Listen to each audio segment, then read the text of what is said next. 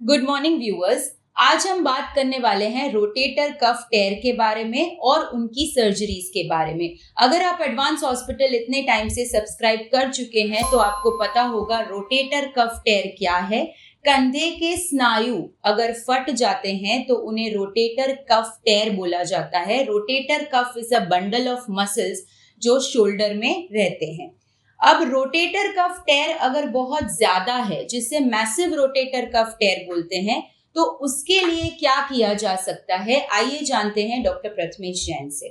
तो सर, कई पेशेंट्स हमारे पास आते हैं जिनका टेयर बहुत बड़ा होता है, आर्थराइटिक चेंजेस इतने नहीं होते हैं या शोल्डर जॉइंट इतना खराब नहीं होता है कि रिप्लेस करना पड़े। तो उन पेशेंट्स में क्या रोटेटर कफ रिपेयर का ऑप्शन? आपका बहुत ही अच्छा प्रश्न है और ये प्रश्न इसलिए बहुत ज़्यादा मायने रखता है क्योंकि हर महीने हम करीबन 2 से 3 मरीज ऐसे देखते हैं जिनको मैसिव रोटेटर कफ होता है और डॉक्टर्स ने उनको रिवर्स शोल्डर रिप्लेसमेंट एडवाइस किया होता है। यहाँ पे मैं व्यूअर्स के सामने एक बहुत ही इंपॉर्टेंट कंसेप्ट रखना चाहूँगा कि जो रिवर्स शोल्डर रिप्लेसमेंट है वो आमतौर पे मैसिव रोटेटर कफ का ट्रीटमेंट नहीं होना चाहिए।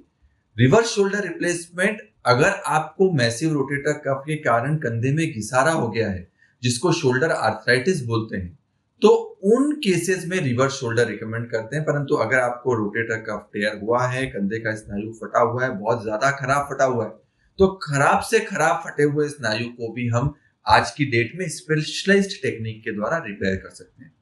अब हमारा स्पेशलाइजेशन इस तरह के advance massive rotator cuff surgeries में है और इसके कई सारे ऑप्शंस आज हमारे पास हमारे आर्मामेंटेरियम में हैं। हम इन सर्जरीज को स्पेसिफिक आर्थ्रोस्कोपिक टेक्निक के द्वारा रिपेयर करते हैं।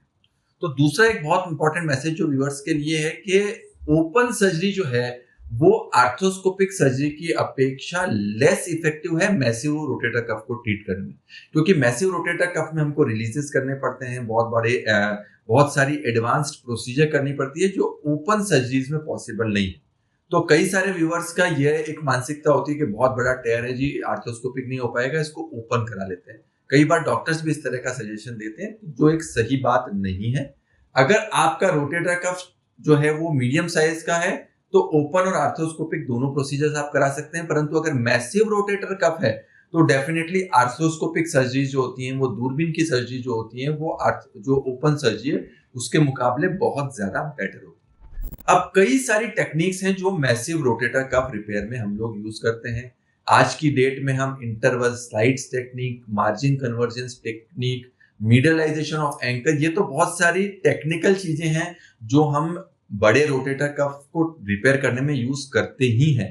परंतु रिपेयर के अलावा भी कई सारे प्रोसीजर्स हैं जो हम परफॉर्म करते हैं और इसमें से 3 प्रोसीजर प्रमुख हैं। यह 3 प्रोसीजर जो हैं वो नामतः हम बोलते हैं सुपीरियर कैप्सुलर रिकंस्ट्रक्शन, जिसको एससीआर बोलते हैं। सेकंड प्रोसीजर जिसको टेंडन ट्रांसफर बोलते हैं और थर्ड प्रोसीजर जिसको मसल एडवांसमेंट या मसल स्लाइड प्रोसीजर बोलते हैं। अब इन तीनों प्रोसीजर्स में अलग अलग फायदे हैं और अलग अलग पेशेंट्स ग्रुप में हम ये तीनों प्रोसीजर्स रिकमेंड करते हैं।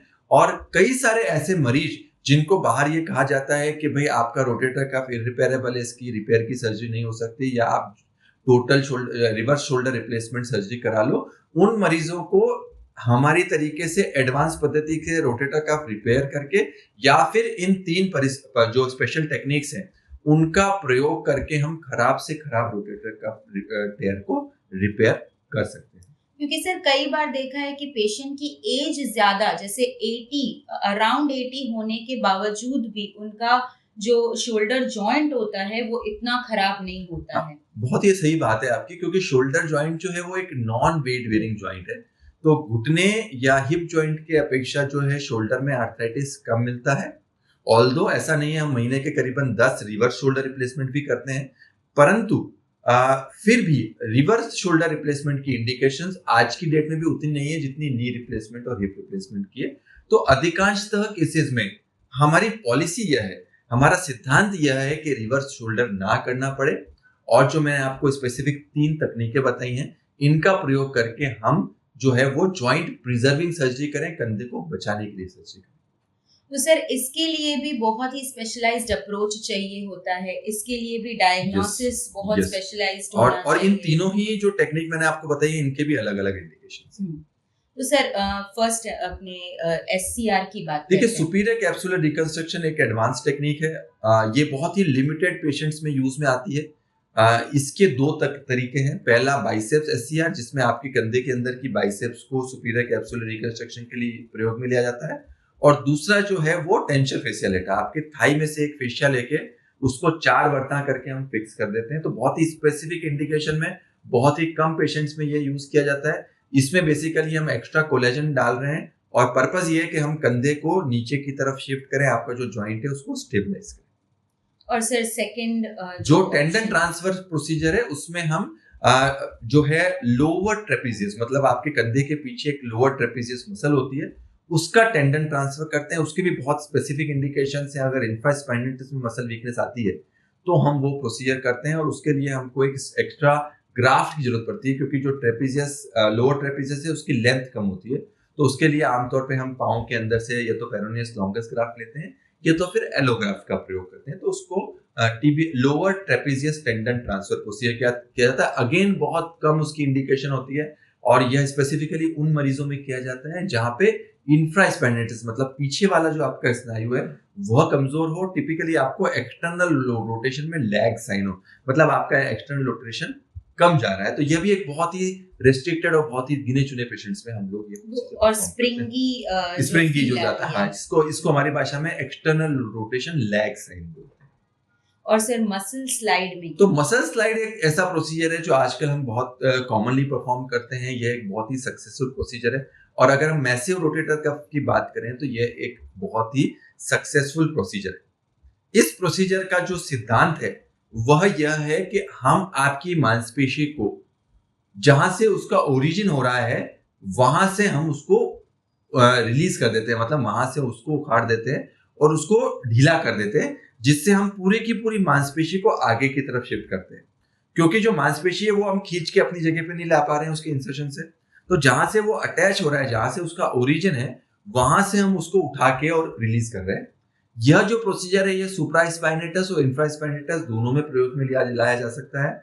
और यह जो प्रोसीजर है इसकी जो एक बहुत ही अच्छी बात यह है कि इसमें ज्यादा कॉस्ट कंस्ट्रेंट्स भी नहीं है, ज्यादा टेक्निकल कंस्ट्रेंट्स भी नहीं है। जो टेंडन है उसको हम ओरिजिन से इरेज करते हैं ऊपर की तरफ से।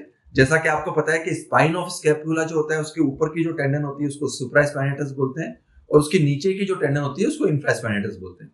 और दोनों ही स्नायु को अपनी जगह से हम रिलीज करके और ढीला अगर करेंगे तो उसकी मोबिलिटी और उसकी जो उसकी जो टेंशन है वो कम हो जाएगा और वो आसानी से अपनी जगह पे वापस रिपेयर हो जाएगा।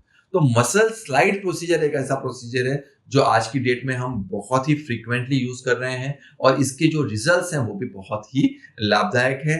इसके जो है कॉम्प्लिकेशन रेट की अगर मैं बात करूं तो भी मसल स्लाइड प्रोसीजर का जो कॉम्प्लिकेशन रेट है वो एससीआर और टेंडन ट्रांसफर की तुलना में काफी कम है। उसका रीजन ये है कि इसमें मुझे कोई ग्राफ्ट का प्रयोग नहीं करना पड़ रहा है, क्योंकि एससीआर भी मैं कर रहा हूं तो मुझे थाई से ग्राफ्ट लेना पड़ रहा है। अगर मैं लोअर ट्रेपेजियस टेंडन ट्रांसफर कर रहा हूं तो भी मुझे पेरोनियस टेंडन का ग्राफ्ट लेना पड़ेगा, तो एलोग्राफ्ट का ग्राफ्ट लेना पड़ेगा।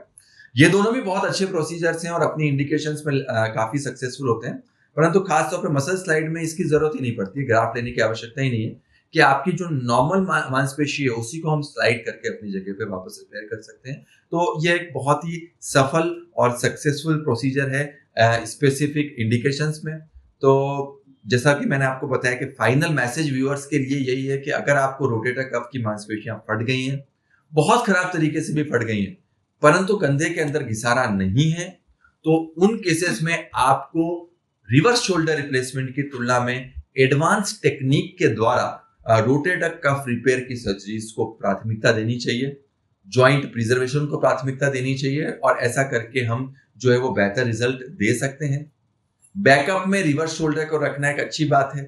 अगर मान लो इनमें से कोई भी सर्जरी किन्हीं पेशेंट में 5% पेशेंट में अगर सफल नहीं हो पाती है तो रिवर्स शोल्डर बाद में कभी भी किया ही जा सकता है। इसलिए सिद्धांततः आपको अगर कंधे के अंदर घिसारा नहीं है और कंधे के अंदर बड़ा रोटेटर कफ टेयर है तो उसको स्पेशलाइज्ड टेक्निक जैसे कि मसल स्लाइड प्रोसीजर है उसके द्वारा रिपेयर करने के लिए अपने डॉक्टर्स को आग्रह करना चाहिए।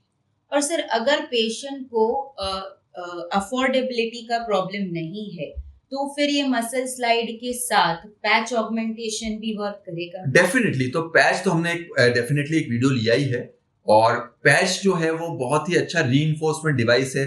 कई तरह के पैचेस अवेलेबल है। मैं व्यूअर्स को डेफिनेटली ये गाइड करूंगा कि इस वीडियो के बाद आप हमारी जो पैच भी जो arthroscopic rotator cuff repair with patch वाला जो पॉडकास्ट है वो जरूर देखें। उसमें आपके पैच से रिलेटेड जितने भी डाउट्स है वो क्लियर हम कर पाएंगे। तो muscle advancement, muscle slide procedures along with patch procedure, again ये बहुत ही अच्छा कॉम्बिनेशन है, और इसको हम स्पेसिफिक कंडीशंस में यूज करते हैं आपकी रोटेटर कफ को टेंशन फ्री रिपेयर करने में, और उसके अंदर एक्स्ट्रा कोलेजन को इम्प्लांट करने में। ये जो टेक्निक है ये काफी लाभदायक सिद्ध हो सकती है पेशेंट्स के लिए। तो डेफिनेटली अगर पेशेंट्स को कॉस्ट कॉन्स्टेंट नहीं है तो डेफिनेटली हम मसल स्लाइड प्रोसीजर को पैचेस के साथ कंबाइन करके एक्सीलेंट रिजल्ट्स जो है रिवर्स पेशेंट्स को शोल्डर दे को सकते हैं। काफी पुश किया जा सकता है। मैं डेफिनेटली एक जो मैसेज, स्पेसिफिक स्ट्रेट मैसेज है वह यह है कि कंधे के अंदर की स्नायु टेयर है तो उसके लिए रिवर्स शोल्डर ऑप्शन नहीं है। अगर कंधे के अंदर की स्नायु फटने के कारण मरीज को कंधे के अंदर घिसारा हो गया है, सिर्फ उसी केस में हम रिवर्स रिप्लेसमेंट की तरफ जाते हैं, अदरवाइज रिवर्स शोल्डर रिप्लेसमेंट नहीं कराया जाना चाहिए। तो एक मैसेज है जो हम अपने व्यूअर्स को देना चाहते हैं। तो दर्शकों, अगर आपको स्पेसिफिक डायग्नोसिस चाहिए, स्पेसिफिक सर्जरी से रिलेटेड क्वेश्चंस चाहिए कि क्या ये सर्जरी आपके कंधे के रोटेटर कफ टेयर के लिए एप्लीकेबल है कि नहीं, सेंड अस योर MRI नीचे दिए गए कमेंट्स में। Thank you very much.